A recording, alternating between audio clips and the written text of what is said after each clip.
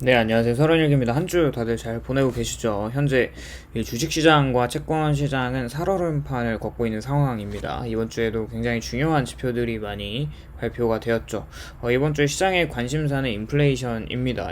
이번 주뿐만이 아니라 올 한 해에는 인플레이션이 둔화하는 것에 시장은 초점을 맞추고 있고요. 자, 우선 핀코의 채권왕 빌 그로스가 이번에 10년물 장기물 기준으로 4.5%까지 올라간다고 이야기를 하면서 시장에 또 이렇게 충격을 주고 있습니다. 이제 연준에서는 이제 인플레이션이 괜찮아질 것이라는 이야기를 계속했었고 5.5%의 기준금리는 앞으로 인플레이션을 잡기에 충분히 강한 상태라는 이야기로 채권 시장은 10년물 기준으로 4.1%까지 올라가다가 다시 이제 안정화되나 싶더니 다시 이렇게 채권 금리가 10년물 기준으로 4.15%까지 올라갔습니다.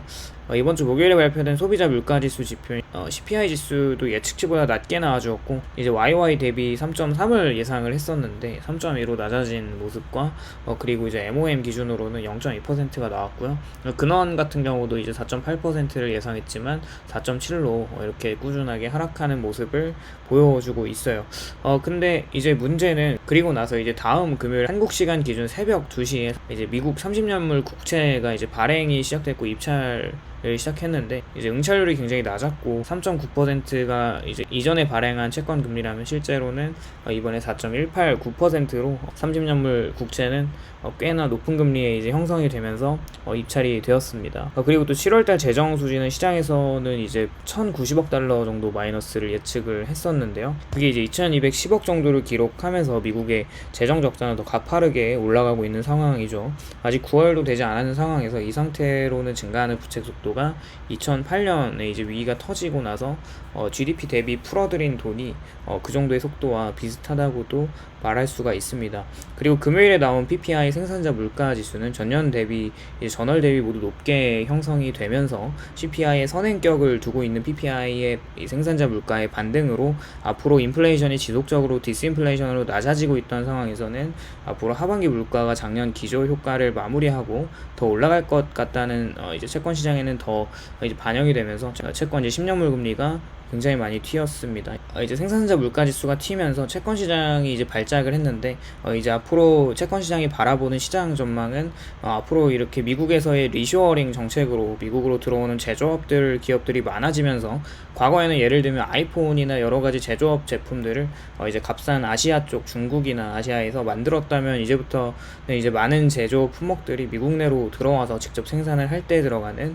이런 물가의 반영이 이제 직접적으로 될 수 있다는 것으로 앞으로 인플레이션이 높은 상태로 유지될 것 같다는 전망을 하고 있습니다. 그리고 이제 소비자 심리 지수가 발표되었어요. 미시간대 5년 인플레이션은 예상 3%에서 이제 2.9%로 조금 낮게 형성이 되었고요. 드디어 2%대로 낮아졌습니다. 8월 기대 인플레이션은 그리고 3.8% 예측치를 이제 하회하면서 3.3%로 낮아졌고 소비자 심리 지수가 이렇게 안정된 모습을 보이면서 채권 시장이 다시 안정되나 싶더니 그 30년물 입찰 이후에 금요일 장마감 기준으로 10년물 기준 금리가 5bp 정도 상승하면서 주간 기준으로는 10bp 정도 상승을 하면서 작년 10월 정도의 고점 근처로 다시 이제 올라가고 있죠. 채권 시장에는 여러 가지 악재들이 산재되어 있습니다. 유가 상승으로 인한 생산자 물가 지수들이 튀면서 앞으로 소비자 물가 지수에도 영향을 줄 것과 지속적인 이제 재무부의 장기물 채권 발행에 대한 대량 공급에 따른 수요 부진들이 쉽지가 않은 상황이고요. 현재 채권 시장에 참여한 사람들은 작년 하반기부터 올해 상반기에 시장에서 가지고 있던 올해 하반기나 내년 하반기에 오는 경기 침체를 반영하면서 모두 침체로 인한 인플레이션의 붕괴를 예상했지만 미국 재무부와 지속적인 이제 페드의 재정 지출과 이제 부양 정책으로 중앙은행은 이제 긴축을 정부와 재무부는 양적 완화를 하는 이제 엑셀과 브레이크를 동시에 밟는 어떤 이 기현상이 계속 지속이 되고 있고 그렇다는 것은 앞으로 장기물 금리가 기술적으로는 계속 횡보할 가능성이 높아진 것 같습니다. 하지만 이것은 계속 저렴한 가격의 채권을 매입할 수 있는 기회라고 생각이 들고요. 어떤 분들은 이제 장기물 금리가 10년물 기준으로 4% 초반대에 형성된 금리 스프레드가 단기물보다 현저히 낮다는 이야기와 시간이 지나면 10년물 기준이 이제 5%까지 올라갈 수 있다는 뷰를 가지고 있죠. 만약에 그렇게 된다면 5%에 형성된 금리로 인한 전 세계와 시장에 주는 충격은 어마어마할 것이라고 생각이 계속 들고 있고 미국 재무부나 연준도 그런 상황을 바라지 않겠죠. 현재 10년물 채권 기대 수익률이 4%라고 하면 이미 채권으로 신규 진입한다는 가정하에 4%라고 하는 수익은 이미 결정된 상황이고, 그와 반대로 주식은 더 위험한 자산이라고 했을 때 4% 확정 수익을 주는 채권보다 높은 수익을 줘야 한다면 현재 매크로 환경은 주식에 프리미엄을 주고 있는 모양새는 아니라고 보여지기 때문에 우리는 계속 채권을 포트폴리오에 담아야 한다고 생각을 하고 있습니다. 요지는 금리 상단이 어느 정도 막혀 있고요. 물가가 잡히지 않은 상황에서 하방도 어느 정도 막혀 있는 상황이라고 하면 이 높은 기준금리 고원 기간을 기다리면서 투자했을 때 현금과 주식보다는 채권이 더 유리할 수밖에 없겠죠. 아니, 이렇게 미친듯이 미국이 돈을 풀고 있고 갈수록 갚아야 하는 이자는 현재 이제 사회적 보장기금 다음으로 많이 나가는, 현재 이제 1년에 1조 달러가 넘는 돈을 상환해야 하는데, 이렇게 국방비보다도 훨씬 높은 상황이라면 왜 이런 채권에 투자를 해야 할까라는 의문을 가지고 지금이라도 손절을 해야 하는 거에 대한 생각을 저도 이제 매일 해보고 있었는데요. 그럼에도 계속 보유하고 더 평탄을 낮춰야 하는 그런 이유는 그냥 맹목적으로 채권이 나중에 금리 인하를 했을 때 버티면 수익을 본다는 차원에도 그 길을 가고 있지만, 연준에서는 재무부와 계속 긴밀하게 이런 부채와 시중의 유동성을 계속 컨트롤하고 있기 때문이에요. 아무리 미국 재무부 수장 옐런이 멍청하다고 해도 이런 미친 양의 부채를 아무 생각 없이 발행하고 이제 발행하는 데에 관한 리스크를 모르지 않을 거라고 생각을 하고 있어요. 재무부와 연준이 시중에 풀려있는 자금을 계속 컨트롤할 수 있는 방법을 지금까지 상황으로 생각해 볼 때, 영래포에 들어와 있는 MMF 자금들과 재무부 계좌의 TGA 잔고들을 좀 체크해 보면 답이 나오는데, 상반기 단기 채권을 발행했을 때 영래포 금리가 5.05%였거든요. 근데 이게 5.3으로 지금 올라가긴 했죠. 그때 당시 그 단기 채권 금리는 영래포 금리보다 더 높은 금리로 입찰을 진행하면서 영래포의 자금이 TGA 잔고로 들어왔어요. 그리고 나서 지금 발행하고 있는 장기채권 수급을 역시 다시 TGA 잔고를 풀면서 영래포로 옮기고 영래포의 단기채권을 사주는 방식으로 현재 채권 발행을 하는데, 시중의 유동성을 건드리지 않고 하고 있다는 것이죠. 그런 식으로 장기채권을 발행해서 들어온 TGA 잔고로 이제 그 돈으로 단기 채권에 대한 이자를 감당을 할 수 있겠습니다. 우선 그런 면에서 앞으로 고금리의 상황에도 이자를 감당하면서 시중의 돈을 컨트롤할 수 있다는 것이 어느 정도 이렇게 입증이 되고 있기 때문에 이런 그 재정 정책이 가능한 것입니다.